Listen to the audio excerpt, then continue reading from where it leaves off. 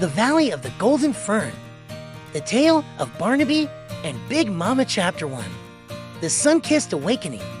Deep within the mist-covered valley, where the grass grew as tall as a house and the flowers smelled like honey, lived Barnaby. Barnaby was a Pudgy-Saurus, a tiny, round Triceratops with polka-dot scales and a horn that was still just a little bump on his nose. Every morning began the same way. The giant, warm snout of Big Mama would gently boop Barnaby's belly. He would wiggle, let out a tiny squeak roar, and try to bowl her over. Big Mama, a majestic queen of the valley, would pretend to fall, letting out a low, vibrating rumble that sounded like a purr. Chapter 2, The Lesson of the Leaf. Today was Crunchy Leaf Day. Big Mama led Barnaby to the great silver brook. She leaned her long neck down and picked a glowing purple fern. She didn't eat it, she held it out for Barnaby. Barnaby tried to chomp a nearby red berry instead. Big Mama shook her head no and gently nudged his head toward the purple fern. When he finally took a bite, his eyes went wide. It tasted like strawberries and sunshine. He did a little happy dance, wiggling his tail so hard he accidentally sat down.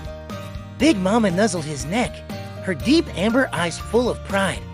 Chapter 3, The Great Hide and Squeak.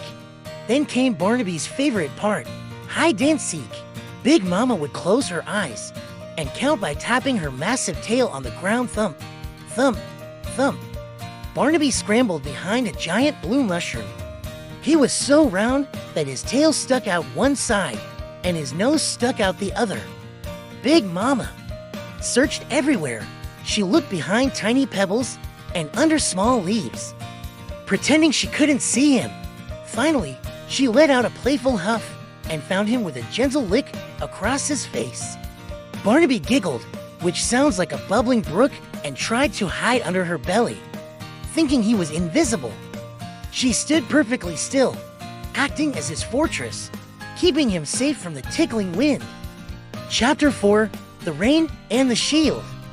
Suddenly, the sky turned a soft violet, and warm rain began to fall. The big drops scared Barnaby. He wasn't used to the splashing. He let out a worried whimper.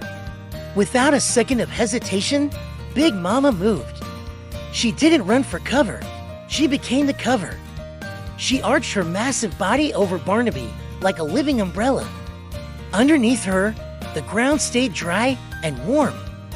She hummed a low, bass-heavy tune that vibrated through Barnaby's feet, telling him, "As long as I am here, the rain is just a song." Barnaby leaned against her sturdy leg and watched the raindrops dance on the leaves, no longer afraid. Chapter 5, The Starlit Nuzzle. As the stars began to poke through the clouds, the valley turned silver. Exhausted from his big day of growing, Barnaby's eyes began to droop.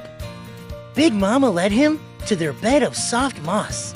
She curled her massive tail around him, creating a perfect, scaly nest. Barnaby rested his head on her paw, and she rested her chin over his back. In the quiet of the prehistoric night, there was only the sound of two hearts beating together, one big, one small. The Valley of the Golden Fern was quiet, for its cutest duo was finally fast asleep.